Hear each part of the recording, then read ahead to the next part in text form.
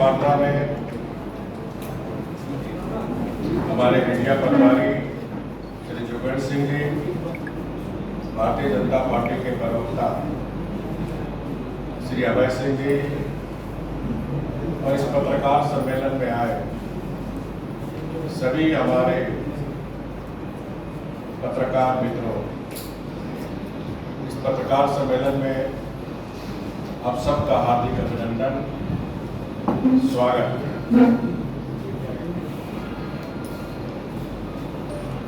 आज देश में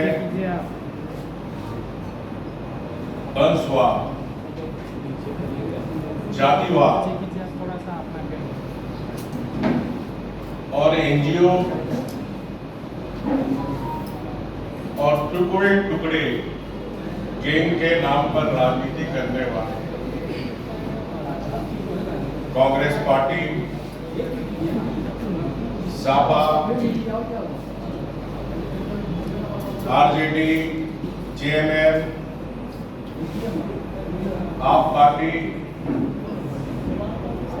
और वामपंथी दल जैसी पार्टियां नीट के मामले में आंदोलन का ढोंग कर रहे हैं और छाती पीट रहे हैं, लेकिन झारखंड की छात्र, झारखंड का युवा शक्ति, झारखंड की जनता इन तमाम पार्टी और इनके नेता से जानना चाहता है झारखंड के मामले में कौन जवाब है। झारखंड लोक सेवा आयोग में आगे अभी जो भ्रष्टाचार के मामले सामने आए उस पर नेता प्रतिपक्ष माननीय राहुल गांधी और उनकी पार्टी क्यों चूक?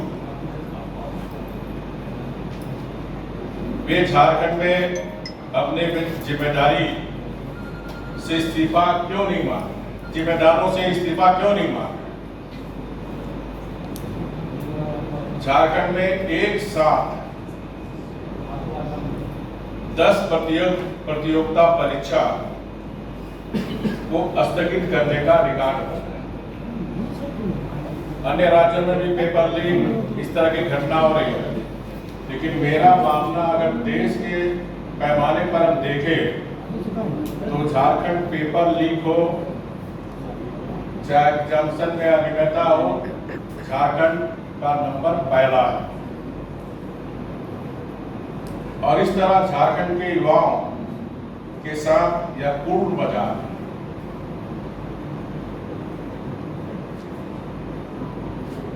अभी आपने देखा होगा, आप समाचार पत्र में आप सब छाप ही रहे हैं, 19 जुलाई कुछ क्षेत्रीय कार्यकर्ता प्रतियोगिता परीक्षा होनी थी।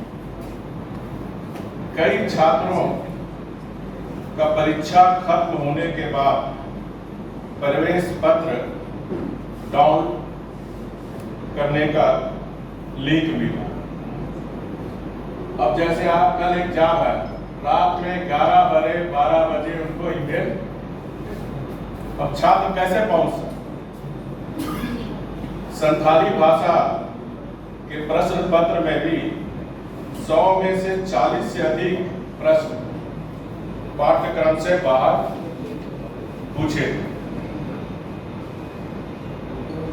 झारखंड में चाहे जेएसएससी हो, चाहे जेपीएससी हो, परीक्षाओं के पेपर लीक, परीक्षा में धांधली सहित अनेक अनियमितताओं के बड़े प्रमाण आप मीडिया के साथियों ने प्राथमिकता से छापा। जनता पार्टी के जो हमारे युवा विंग है, युवा मोर्चा, लगातार इस पर आंदोलन भी किया, पर राज्य सरकार कार्रवाई करने की जगह दोषियों को बचाने में लगी। पहले भी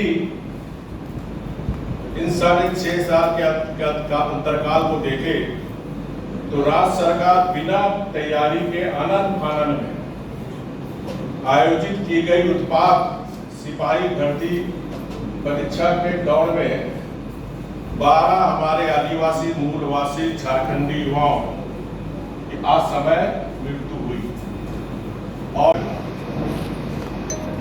नीट यूजी पेपर लीक मामले को आधार बनाकर केंद्रीय शिक्षा मंत्री श्री धर्मेंद्र प्रधान जी का इस्तीफा मांगने वाले अपने गिरबान में क्यों नहीं था।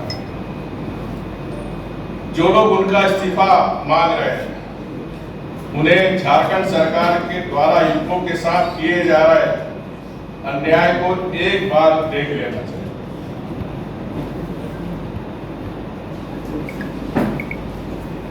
चौदहवें जेपीसी पीटी परीक्षा के पड़ोसी राज्य उत्तर प्रदेश में black listed private agency DDPL को जेपीसी द्वारा टाइम रजिस्ट्रेशन से लेकर अंतिम रिजल्ट तक प्रोसेसिंग तक के 8 कार्य की जिम्मेदारी की।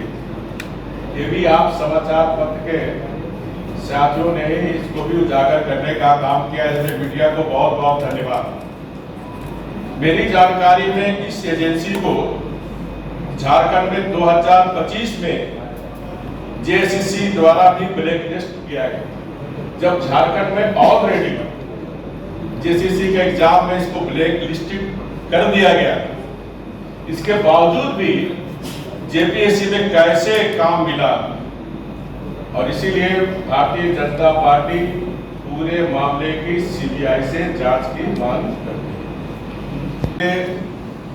जिस प्रकार केंद्र सरकार, मोदी जी की सरकार ने जैसे नीट पेपर लीक हुआ तुरंत उसको रद्द करने का काम किया, और साथ ही साथ इस पूरे मामले को CBI से जांच करने का आदेश केंद्र सरकार ने दिया। 13 आरोपियों की तुरंत गिरफ्तारी हुई। उसी तरह झारखंड सरकार से मैं मांग करता हूं कि 24 JPC हो चाहे पूर्व में जितनी भी नियमितता हुई है, CBI से जांच का अनुशंसा भारत सरकार को करे, झारखंड के छात्रों के, झारखंड के युवाओं के हित में। आप सबने आज मीडिया में, समाचार पत्र में छापे भी है कि छात्रों के हित को ध्यान में रखकर माननीय प्रधानमंत्री मोदी जी कितने गंभीर हैं, और कल ही कैबिनेट ने पेपर लीक के खिलाफ कड़े कानून की घोषणा की है। इसमें 10 साल की कड़ी सजा और 10 करोड़ रुपए की पेनाल्टी का भी प्रावधान किया गया। इसके साथ ही साथ फास्ट ट्रैक कोर्ट के माध्यम से जल्द सुनवाई पूरी कर आरोपियों को सख्त सजा का प्रावधान किया गया। केंद्र सरकार ने पेपर लीक के बाद तुरंत जून 2026 में नीट यूजी के दोबारा परीक्षा आयोजित कर पारदर्शी ढंग से रिजल्ट को प्रकाशित करने का भी काम किया, और इससे हमारे देश के छात्र काफी खुश हैं। केंद्र सरकार गड़बड़ियों पर कार्रवाई कर रही है और व्यवस्था को भी दुरुस्त कर रही है। वहीं झारखंड सरकार पर्दा डालकर दोषियों को बचाने में लगी हुई है। क्षेत्रीय पार्टी के पीठ पर सवार होने वाली कांग्रेस, जो पालकी ढोने का काम क्षेत्रीय पार्टी की कांग्रेस पार्टी कर रही है, वाम दल कर रहे हैं, उनमें जरा भी नैतिकता और गंभीरता बची है। तो जिस प्रकार केंद्रीय शिक्षा मंत्री के इस्तीफे पर माननीय नेता प्रतिपक्ष खड़े हुए, तो सबसे पहले उनको अगर थोड़ी भी छात्र की चिंता है तो अविलंब, क्योंकि झारखंड में आपके समर्थन से यहां सरकार चल रही, तो अविलंब पालकी ढोने वाली पार्टी कांग्रेस पार्टी इस सरकार से समर्थन वापस ले। तभी समझ में आएगी कि आपको छात्रों की चिंता है। साथ ही साथ केंद्र सरकार ने स्पष्ट किया किसी भी विषय का समाधान संवाद और लोकतांत्रिक प्रक्रिया के माध्यम से ही संभव। आप देख रहे हैं कल भी जो हमारे छात्र आंदोलन कर रहे हैं उनसे हमारे दो मंत्री बातचीत किए, आज भी बातचीत चल रही है। बातचीत से ही समस्या का समाधान है। साथ ही साथ केंद्र सरकार देश की सर्वोच्च पंचायत संसद में सार्थक और विस्तृत चर्चा करने के लिए तैयार। मैं माननीय विपक्षी सदस्यों से अनुरोध करूंगा कि देश के छात्र के हित में, क्योंकि देश के कांग्रेस शासित राज्यों में भी पेपर लीक।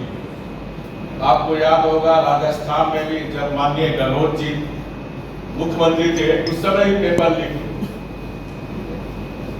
50 साल पूर्व जब कांग्रेस सरकार में थी 2004 के पहले भी उस समय भी काफी पेपर लीक, नियुक्ति में घोटाला।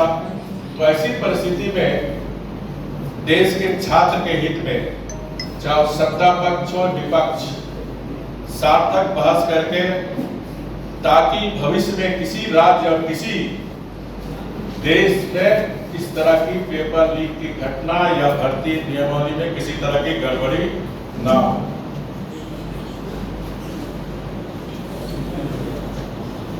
मैं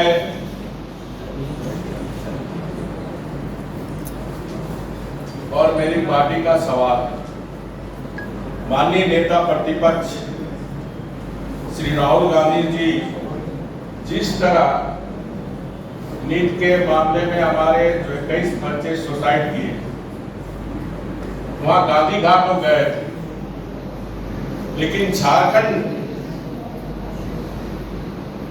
में जो हमारे 11 युवक, झारखंड सरकार जिस सरकार को आप समर्थन दे रहे हैं, जो आदिवासी मूलवासी बच्चे, उनको श्रद्धांजलि देने के लिए भगवान बिरसा मुंडा के धरती में नहीं गए। मैं झारखंड सरकार से मांग करता हूं, उत्पाद सिपाही भर्ती परीक्षा के दौर में मारे गए छात्रों के परिजनों को 1-1 करोड़ का राशि मुआवजा मिले।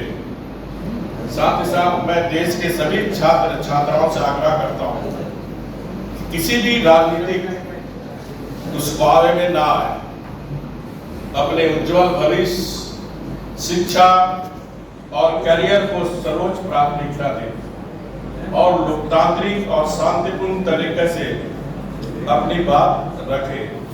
देश का भविष्य आपके ज्ञान, परिश्रम और सकारात्मक सोच से सुरक्षित और सशक्त और विकसित भारत बने। धन्यवाद।